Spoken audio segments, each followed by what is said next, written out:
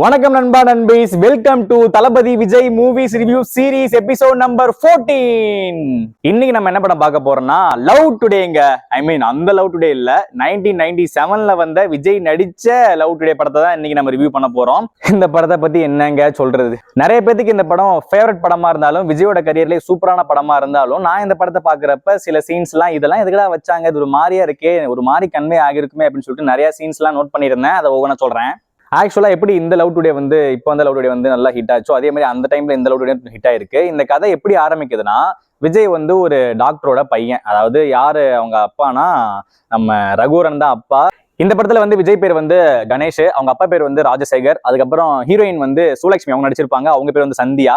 So எப்படி கதை ஆரம்பிக்குதுன்னா, இந்த படத்துல விஜயோட நோக்கமே உங்க பேர் என்ன, கணேஷ், அவரோட நோக்கமே என்னன்னா ஒரு பொண்ணை வந்து லவ் பண்ணி கல்யாணம் பண்ணணுங்க. இதுதாங்க மிகப்பெரிய நோக்கம். அதுக்கு என்ன பண்றாங்கன்னா இவங்க ஃப்ரெண்ட்ஸோட எல்லாம் சேர்ந்துக்கிட்டு இதுல வந்து கரண் வேற நடிச்சிருப்பாரு, பீட்டர் அவர் பேரு, அவருக்கு முக்கியமான ரோல் நடிச்சிருப்பாரு. அதை நான் சொல்றேன். இவங்க என்ன பண்றாங்க, பஸ் ஸ்டாண்டா போயிட்டு பொண்ணு வரப்பெல்லாம் அந்த பஸ்ல வரப்பெல்லாம் பார்த்துட்டு லவ் பண்றத முக்கியமா ஒரு சூப்பரான ஒரு தொழிலா வச்சுட்டு இருக்காங்க. அதுக்காக வீட்டுல வந்துட்டு இந்த மாதிரி நான் வந்து கம்ப்யூட்டர் கோர்ஸ் பண்ண போறேன் அப்படின்னு சொல்லி கதை விட்டுட்டு போறாங்க. ஒரு நோக்கமே, ஃபுல் நோக்கமே ஒரு பொண்ணை லவ் பண்ணணும். போற போக்கெல்லாம் ஒரு பொண்ணை லவ் பண்ணக்கூடாது, ஒரு பொண்ணை லவ் பண்றதுக்காகவே போயிட்டு பஸ் ஸ்டாண்ட்ல நின்று அந்த பொண்ணை பார்த்து லவ் பண்றதுதான் 23 வயசுல ஒரு வேலையா வச்சுட்டு சுத்திட்டு இருக்காங்க. அவங்க அப்பா வந்து சொல்றாரு, டே வேலை பாருங்கடா, வேலைக்கு போங்கடா, நீங்க எல்லாம் ஒன்னா சேர்ந்து ஏதாச்சும் ஒரு பேக்கரி ஆரம்பிங்கடா, ஏதாச்சும் ஒரு பிசினஸ் ஸ்டார்ட் பண்ணுங்கடா அப்படின்றாரு. கேட்கவே இல்லை, லவ் தான் பண்ணுவோம் அப்படின்னு சொல்லிட்டு பண்ணிட்டு இருக்காங்க. இந்த மாதிரி பண்ணிட்டு இருக்கிறப்ப உங்க ஃப்ரெண்ட்ஸ் எல்லாம் எப்படி இருக்காங்கன்னா, ஒரு பொண்ணு போச்சுன்னா இன்னொரு பொண்ணு, திரிஷால்னா திவ்யா, நயன்தாரா அப்படின்னு சொல்லிட்டு சுத்திட்டு இருக்காங்க நிறைய பேரு. ஆனா விஜய் மட்டும் எப்படின்னா, ஒரு பேரை மட்டும் சொல்றான். கணேஷ் எப்படின்னா, அதெல்லாம் இல்ல, வாழ்க்கையில ஒரு பொண்ணை பார்த்துட்டா அந்த பொண்ணு தான் கடைசி வரைக்கும் அப்படின்னு சொல்லிட்டு நினைக்கிற ஒரு கேரக்டர். அந்த பொண்ணு யாருன்னா அதான் நம்ம சுலக்ஷ்மி, அவங்க பேர் சந்தியா. அவங்கள பஸ்ல தான் பாக்குறாங்க போகும்போது வரும்போதும். ஒரு வாட்டி இந்த மாதிரி போயிட்டு இருக்கிறப்ப அந்த பொண்ணு வந்து கூப்பிட்டு இந்த மாதிரி பின்னாடி சுத்திட்டு இருக்கியே, எனக்கு வந்து வேணாம் அப்படின்னு சொல்லிட்டு சொல்லிடுறாங்க. எனக்கு அவ்வளவு இன்ட்ரெஸ்ட் இல்ல, நான் படிச்சு கோல்டு மெடல் வாங்கணும் அதான் கனவே அப்படின்னு சொல்லிட்டு சொல்லிடுறாங்க. எனக்கு இன்ட்ரெஸ்ட் இல்லைன்றாங்க. ஆனா அப்படி பேசிட்டு இருக்கிறப்ப காதுல கூட வாங்காம ஹீரோயினோட காதுல என்ன இருக்கு அந்த கமலை பார்த்துட்டு காதல்ல விளையாடுறாங்க. இதுதான் நம்ம கணேஷ் பண்றது. என்கிட்ட பேசிட்டா ஐ லவ் சூப்பர், என்கிட்ட பேசிட்டா லவ்னு சொல்லிட்டு உடனே சாங்குக்கு போடுறாங்க. என்ன அழகு எத்தனை அழகு அப்படின்னு சாங் எல்லாம் போயிட்டு பாட்டு பாடிட்டு இருக்காங்க. அந்த சாங் அப்புறம் தான் வரும், தப்பா சொல்றேன். சரி ஓகேங்க, என்னதான் இருந்தாலும் ஒரு சாங்கு போயிட்டு டுயட் பாடிட்டு இருக்காங்க. இப்படியே போயிட்டு இருக்கிறப்ப என்ன ஆகுதுன்னா, அவங்க அப்பாவுக்கு இந்த மாதிரி விஷயங்கள்லாம் தெரிய வருது. இந்த மாதிரி இந்த பையன் பொண்ணுங்களை பார்க்க தான் போயிட்டு இருக்கான், நான் பார்க்காத பொண்ணா அந்த மாதிரிலாம் அந்த மாதிரி போயிட்டு இருக்கு. இந்த மாதிரி ரொம்ப பின்னாடி சுத்திட்டு இருக்காங்க. ஒரு டைம்ல என்ன ஆகுது, இது கொஞ்சம் பீட்டர் இருக்காருல்ல, பீட்டர் அவரோட ஃப்ரெண்டு வந்து பிரீத்தின்னு ஒரு பொண்ணு, அந்த பொண்ணு கிட்ட எப்படியாச்சும் ஃப்ரெண்டு பிடிச்சி, ஏன்னா அந்த ஃப்ரெண்டு வந்து சந்தியாவோட ஃப்ரெண்டு, சரி எப்படியாச்சும் லவ் சொல்லிடலாம்னு சொல்லிட்டு பிளான் பண்றப்ப, ஐயோ லைட் போதே, சரி ஓகே, பிரீத்தியும் சந்தியாவும் ஒரு ஐஸ்கிரீம் பார்லர்ல வந்து சாப்பிட்டு இருக்காங்க. அப்போ ஒரு கான்வோ போயிட்டு இருக்கு. அந்த ஆடியோ எடுத்துட்டு போயிட்டு என்ன பண்றாரு, இவரு வந்து சந்தியா கூட பேசுற மாதிரி வசனத்தெல்லாம் மாத்தி போட்டு பேசுற மாதிரி செட் பண்ணிட்டு அதை அவங்க ஃப்ரெண்ட்ஸ்கிட்ட காமிச்சு, பாத்தியா நல்லா லவ் பண்றேன் செட் ஆயிடுச்சுன்னு சொல்லிட்டு ஏமாத்திட்டு இருக்கிறப்ப பிரீத்தியே உள்ள வந்து இது நான் பேசுறது ஏமாத்துறான்னு சொல்லி உண்மையை கண்டுபிடிச்சு அந்த ரெக்கார்டு வந்து நம்ம ராஜசேகர் நம்ம ரகுவரன் வந்து கேட்டுறாரு. ரகுவரன் கேட்ட உடனே ஓ இந்த மாதிரி கதை போதான்னு சொல்லி இருக்கிறப்ப இந்த மாதிரியே போயிட்டு இருக்குங்க, ஜோக்கா அந்த மாதிரி காமெடி சீன்ஸ் அந்த மாதிரி எல்லாம் போயிட்டு இருக்கு. அப்ப பிரீத்தி கேட்கறா, இந்த மாதிரி நீ என்னடா ஓவரா பேசிட்டு இருக்க அப்படி சொல்றப்ப எல்லாரும் மாறி மாறி போயிட்டு இருக்காங்க. நான் அப்படி இல்லை, நான் வந்து ஒரு பொண்ணை லவ் பண்ணா அந்த பொண்ணு தான் கடைசி வரைக்கும், அதுதான் என்னோட பாலிசி அப்படின்னு சொல்றப்ப இந்த மாதிரி பையன்லாம் கிடைக்கவே மாட்டேன்னு அந்த கதையை சொல்லிட்டு போயிட்டு நம்ம கிட்ட சந்தியா கிட்ட வந்து பிரீத்தி சொல்லிட்டு இருக்காங்க. ஆனா அப்பயுமே நீ என்ன வேணா பண்ணிக்கு, எனக்கு படிப்பு தான் முக்கியம் அப்படின்னு சொல்லிட்டு இருக்கிறப்ப சந்தியாவோட அப்பா எப்படி இருக்காருன்னா, அவர் தாங்க இந்த படத்துல வந்து வேற லெவல் பண்ணிட்டு இருக்காரு. அவர் எப்படின்னா, அவங்க பொண்டாட்டியை பார்த்தே சந்தேகப்படுற ஒரு கேரக்டர், குடிச்சு அழிற ஒரு கேரக்டர். அதுக்கப்புறம் ஒரு போலீஸ் ஆஃபீஸர் தான், ஆனா ஒழுக்கமே இல்லாத ஒரு போலீஸ் ஆஃபீஸர். எனக்கு எல்லாமே தெரியும், என்ன யாரும் ஏமாத்த முடியாது, எனக்கு எல்லாமே தெரியும், என்ன யாரும் ஏமாத்த முடியாதுன்னு சொல்லிட்டு இருக்க ஒரு கேரக்டர். நல்லா ஜோக்கா தான் இருக்கும். என்ன யாரும் ஏமாத்த முடியாது, என்ன யாரும் ஏமாத்த முடியாது, என்ன யாரும் ஏமாத்த முடியாது. இந்த படத்துல தாங்க இந்த ஃபாத்திமா அப்படின்னு ஒரு கேரக்டர் இருக்கு. இந்த கேரக்டர் தான் இந்த குஷி படத்துல வந்து ஃபாத்திமான்னு ஒரு கேரக்டர் கொண்டு வந்திருப்பாங்க. அவங்க ஃப்ரெண்ட் லவ்க்கு வந்து ஹெல்ப் பண்றதுக்கு போற மாதிரி ஒரு பொண்ணு இருப்பா. ரெண்டு லிங்க் பண்றாங்க. நம்ம எஸ்டி ஸ்டுடியோ வச்சிருப்பாரு அந்த டைம்ல, அதை நான் நோட் பண்ணேன், நல்லாவே இருந்துச்சு. இது ஃபாத்திமா ஃப்ரெண்ட் பரிதாப்பா. ஓஹோ, அப்போ நீ ஃபாத்திமாவோட பேசிட்டு பரிதான வீட்டுக்கு பூசிலியா, நான் அவளுக்கு வீட்டை சுத்தி காட்டிட்டு வர்றேன். சோ இந்த மாதிரி போயிட்டு இருக்கிறப்ப நம்ம இந்த மாதிரி நம்ம பொண்ணு யாரையோ ஒரு பையனை வந்து ரூட் விட்டுட்டு இருக்கா, அவனை பிடிக்கணும்னு சொல்லிட்டு விஜயோட பர்த்டே வந்து எப்போ வருதுன்னா 4 வருஷத்துக்கு தான் வரும். லீப் இயர்ல வந்து பர்த்டே வருது. அதை சூப்பரா செலிப்ரேட் பண்ணலாம்னு அவங்க அப்பா சொல்றப்ப, நான் இன்னைக்கும் அந்த பொண்ணை பார்க்க போவேன், பர்த்டே அன்னைக்கு நான் பார்த்தே தீருன்னு அவங்க பொண்ணை பார்க்க நம்ம விஜய் போயிடுறாரு. கணேஷ் போயிடுறாரு. போன உடனே அங்க நம்ம போலீஸ் அவங்க அப்பங்காரன் பிடிச்சி அடிக்கிறான், அடிச்சு ஜெயில போட்டுறான். அங்க நம்ம ரகுவரன் வந்துட்டு சாரி கேரக்டர் பேரை சொல்லு. ராஜசேகர் வந்து மீட்கிறார், அவங்க அப்பா வந்து எடுத்துட்டே போறப்ப இந்த மாதிரி பீட்டர்லாம் செம்ம கோவப்படுறாங்க. அந்த மாதிரி பண்ணிட்டு இருக்கிறப்ப இந்த மாதிரி போயிட்டு இருக்கு. சரி நம்மளால ஒரு பையன் வந்து இப்படி அடி வாங்கிட்டேன்னு சொல்லிட்டு ஒரு சிம்பத்தியும் வருது. அதுக்கப்புறம் பஸ்ல ஏறும்போது இப்படி குதிக்கும் போது இப்படி பிடிக்கிறது, பிடிச்ச உடனே என்ன நீ காப்பாத்திட்ட, அப்ப இது லவ் தானே அப்படின்றது.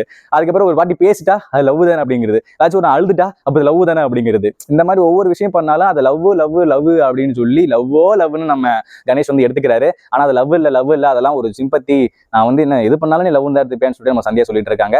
ஒரு டைம் வந்து நம்ம என்ன பண்றா, சரி பொண்ணாச்சும் போய் கேட்போம்னு சொல்லிட்டு ராஜசேகர் வந்து வீட்டுக்கு போய் பொண்ணு கேட்க போகிறப்ப கை கழுவிடுப்பா, அவங்க அப்பெல்லாம் சரியில்லை வேணாம் அப்படின்னு சொல்லிட்டு சொல்லிடுறாங்க.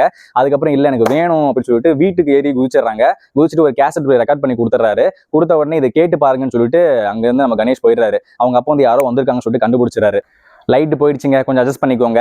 அப்படி அந்த கொடுத்துட்டு போன கேசட்ல வந்துட்டு என்ன விஷயம் இருக்குன்னா, இவங்க பண்ணிடுறாருல அந்த ரெக்கார்ட் பண்ணிட்டு இருந்தாருல ஒரு விஷயம், ஆல்ரெடி இவங்க வாய்ஸை மாத்தி பேசிட்டு இருந்தாங்கல்ல, அது வந்து ஃபர்ஸ்ட் பிளே ஆயிடுது. அவங்க அப்பா வந்து கேட்டுறான், அப்ப நீங்க ஐஸ்கிரீம் கூட எல்லாம் போயிட்டு நல்லா சாப்பிடுறீங்களா, இரு என்ன யாராலும் ஏமாத்த முடியாது அப்படின்னு சொல்லி அவங்க பொண்ணை போட்டு நீ எக்ஸாமுக்கே போக கூடாது அப்படின்றாங்க.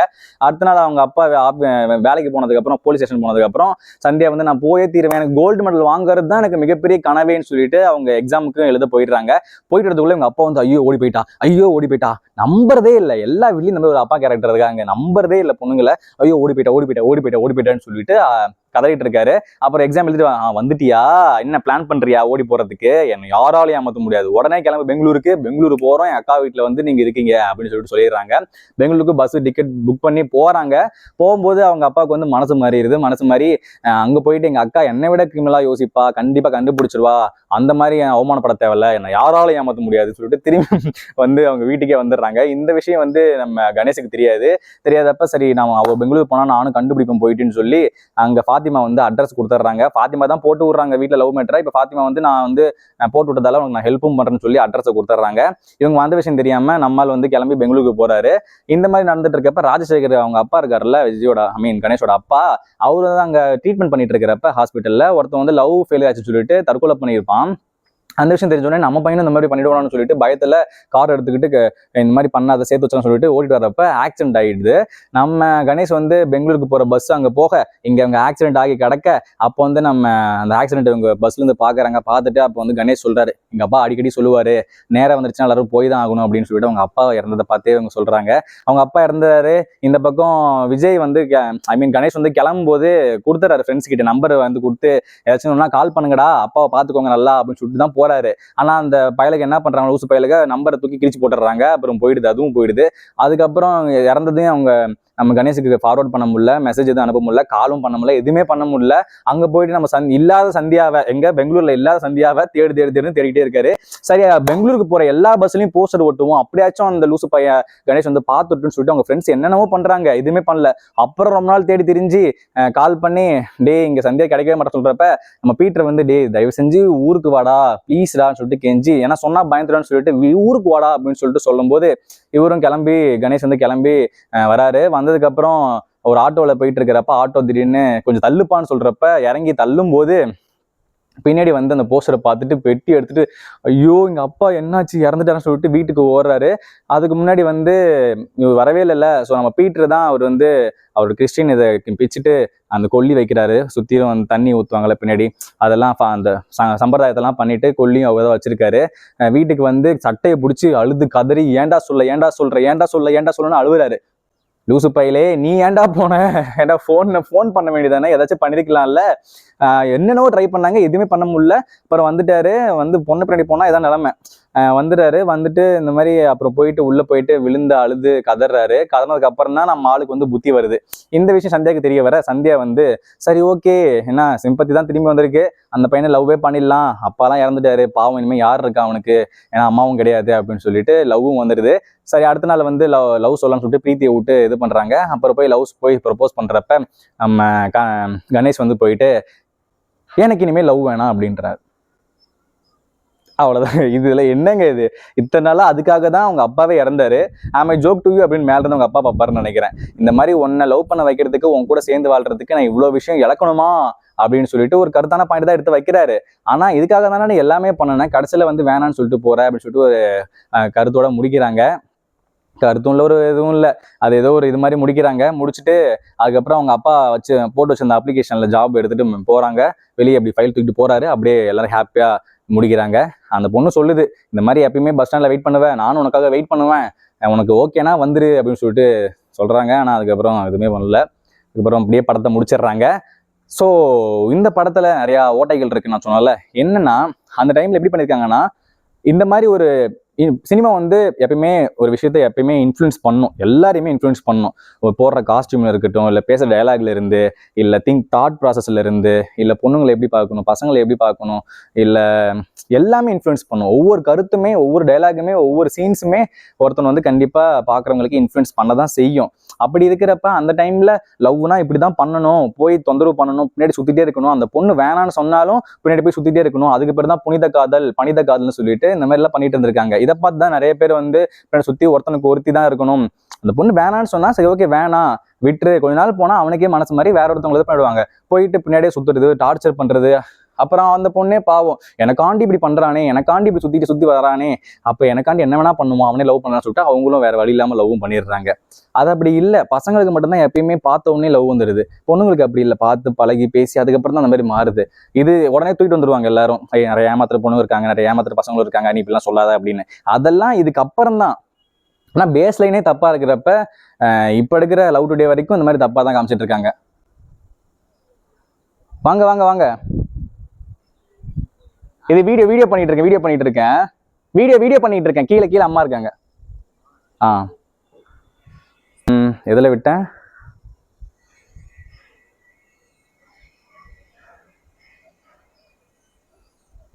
ஸோ இந்த மாதிரியே போயிட்டு இருக்கப்ப என்ன ஆகுதுன்னா, ஓகே, ஸோ அப்பையிலிருந்து எடுக்கப்படுற படங்கள் எல்லாத்துலேயுமே லவ் வந்து இந்த மாதிரி போர்ட்ரேட் பண்றதால இந்த மாதிரி மாறிடுது. ஒரு மாதிரி தப்பான இன்ஃப்ளூயன்ஸ் எல்லாம் கொடுத்துருக்குன்னு என்னோட கருத்தா இருக்கு. இதை பத்தி நீங்க என்ன நினைக்கிறீங்கன்னு சொல்லிட்டு கமெண்ட்ல சொல்லுங்க. அதுக்கப்புறம் இந்த படத்துல நடிச்சவங்க எல்லாருமே சூப்பரா நடிச்சிருப்பாங்க. விஜயும் சூப்பரா நடிச்சிருப்பாரு, கரண் ஒரு கேரக்டர் சூப்பரா படிச்சிருப்பாங்க. அதுக்கப்புறம் இந்த படத்துல அந்த போலீஸ்காரரை வந்து அவங்க அப்பா கேரக்டர் இருக்காங்களா, அவங்க வந்து என்ன யாராலையும் ஏமாத்தமா சொல்லிட்டு பெரிய ரவுடி மாதிரி பண்ணிட்டு இருப்பாரு. ஆப்போசிட்ல நிக்கிறது ரகுவரன். டே, நான் எவ்வளவு பெரிய ரவுடி தெரியுமாடா, மார்க் ஆண்டனிடா, அந்த மாதிரி தான் இருந்துச்சு. நீ யாரு கூட மோதிட்டு இருக்க, அந்த மாதிரி பார்க்கும்போது காமெடியா இருந்துச்சு. அதுக்கப்புறம் இதோட சேர்த்து என்ன நடந்திருக்குன்னா, நம்ம வாரணமாயிரம் படத்துல வர அப்பா கேரக்டர் வந்து ரொம்ப சூப்பரா பண்ணியிருப்போம். ஆனா இந்த படத்துல விஜய்க்கு வந்து அப்பாவை நடிச்ச ரகுவரன் அந்த கேரக்டர் வந்து ஆக்சுவலாவே சூப்பரா இருக்கும். பையனுக்காக நான் என்ன வேணா பண்ணுவேன், பையன் தான் உலகம் அப்படின்னு சொல்லிட்டு வாழ்ற ஒரு கேரக்டர். அதுலயுமே அவங்க அப்பா இறந்துருவாரு வாரணமாயிரத்துல, இதுலயும் அவங்க அப்பா இறந்துருவாரு. ஸோ ஓரளவுக்கு நம்ம அந்த கேரக்டரை பெருசா பேசுற அளவுக்கு இந்த கேரக்டர் நம்ம யாருமே பெருசா பேசுனது இல்லை. ஏன்னா நல்ல ரோல் தான் பண்ணியிருப்பாங்க, நல்லாவே இருந்திருக்கும். இந்த படத்துல இன்ட்ரோ சாங் ஒன்று வரும், அதுல டான்ஸ்லாம் சூப்பராகவே இருக்கும். அதுக்கப்புறம் என்ன அழகு எத்தனை அழகு அந்த சாங் நல்லா இருக்கும். அதுக்கப்புறம் ஏன் பெண் என்று பிறந்தாயோ அப்படின்னு அந்த சாங், எல்லா சாங்குமே ஆக்சுவலா சூப்பராகவே இருந்துச்சு இந்த படத்துல. ஸோ இந்த படத்தோட டேரக்டர் யாருன்னு பாத்தீங்கன்னா பாலசேகரன் அப்படின்னு சொல்லிட்டு அவர் டேரக்ட் பண்ணியிருக்காரு. அதுக்கப்புறம் மியூசிக் வந்து சிவான் சொல்லிட்டு ஒருத்தர் போட்டிருக்காரு. ஆக்சுவலா செம்மையாவே இருந்துச்சு. ஓகே, ஓரளவுக்கு படம் வந்து ஒரு மாதிரி கொண்டு போயிட்டு ஒரு கருத்துள்ளதான் முடிக்கலாம் அப்படின்னு சொல்றது பண்ணியிருக்காங்க. ஆனா அந்த 90s டைம்ல வந்துட்டு வந்த படங்கள்ல மோஸ்ட்லி ஒரு பொண்ணை எப்படிதான் லவ் பண்ணணும், பின்னாடி போய் ஃபாலோ பண்ணணும், டார்ச்சர் பண்ணணும் அப்படின்னு சொல்லிட்டு இருந்ததோட சேர்த்து இந்த காஸ்டியூம்ஸ், டான்ஸு, பாட்டு, அந்த வைப் எல்லாமே ஆக்சுவலா பக்காவே அதுல சூப்பராகவே இருந்துச்சு. நீங்க பார்த்தாவே தெரிஞ்சிருக்கும். நிறைய பேருக்கு நான் சொன்னது வந்து என்னடா வந்து இந்த சூப்பரான படத்தை வந்து தப்பா பேசுறான் அப்படின்னு தோணலாம். ஆனா இந்த படம் வந்து கொஞ்சம் தப்பா தான் இருக்கு, தப்பா தான் கொஞ்சம் இன்ஃப்ளூயன்ஸ் பண்ணிருக்கும் அந்த டைம்ல. இப்போ வரைக்குமே அந்த இன்ஃப்ளூயன்ஸ் கண்டிப்பா ஸ்ட்ராங்காவே இருந்திருக்கும். கொஞ்சம் அந்த டைம்ல இந்த ஸ்கிரீன் பிளே, டயலாக், வசனம்லாம் எழுதுறப்ப கொஞ்சம் பார்த்தே எழுதிருக்கான்னு சொல்லிட்டு தான் என்னோட கருத்தாவே இருந்திருக்கு. மற்றபடி படம் ஆக்சுவலா நல்லா தாங்க வைபா, ஒரு மாதிரி ஒரு செட்டா, ஒரு அப்பாவோட சென்டிமெண்ட்டோட, ஒரு ஃப்ரெண்ட்ஸோட கேங்கோட, ஒரு லவ்வோட, ஒரு கடைசியில ஒரு சென்டிமெண்டா ஒரு அழுகையோட முடிக்கிற மாதிரி தான் ஒரு படமா இருந்திருக்கும். எல்லா படத்துலயுமே லவ் வந்து சேரணும்னு அவசியம் இல்லை. ஓரளவுக்கு எப்பயுமே ஒரு படத்துல வந்து விஜய் நடிச்ச அந்த டைம்ல வந்து நிறைய படத்துல அவங்க அப்பாவோ இல்லை அம்மாவோ யாரோ ஒருத்தவங்க இறந்துகிட்டு தான் இருக்காங்க. அந்த மாதிரி தான் ஆக்சுவலா பண்ணியிருக்காங்க. ஆனா போக போக வந்து கதை அந்த மாதிரி கொஞ்சம் கொஞ்சமா அந்த காலத்துக்கு ஏற்ற மாதிரி மாறிக்கிட்டே இருந்திருக்கு. ஸோ இதுதான் ஓரளவுக்கு அந்த 1997ல விஜய்க்கு வந்து ஒரு 23 வயசுல 1997ல ஒரு 5 படம் பண்ணியிருக்காரு. போன படம் காலம் எல்லாம் காத்திருப்பேன், அந்த ஒரு படம். இந்த படம் வந்து லவ் டுடே, இன்னும் ஒரு 3 படம் 1997 வந்து நடந்திருக்கு. ஸோ இந்த மாதிரி நிறைய படம் ஆக்சுவலா 1997ல பண்ணியிருக்காரு 23 வயசுல. நம்மள 23 வயசுல என்ன பண்ணிட்டு இருக்கோம் நீங்களே யோசிச்சு பாருங்க. அதுதான் மணி இருந்தா என்ன வேணா பண்ணலாம். இந்த படம் நீங்க பார்க்கணும், எதுல பார்க்கலாம்னா யூடியூப்ல அவைலபிளா இருக்கு, நீங்க போய் பார்க்கலாம். மற்றபடி இந்த வீடியோ வந்து உங்களுக்கு பிடிச்சிருந்துச்சுன்னா லைக் பண்ணுங்க, ஷேர் பண்ணுங்க, கமெண்ட் பண்ணுங்க. மறக்காம சப்ஸ்கிரைப் பண்ணி பெல் ஐக்கானை கிளிக் பண்ணிக்கோங்க. அதோட சேர்த்து அந்த ஹைப்பும் பண்ணிக்கோங்க. அவ்வளவுதாங்க.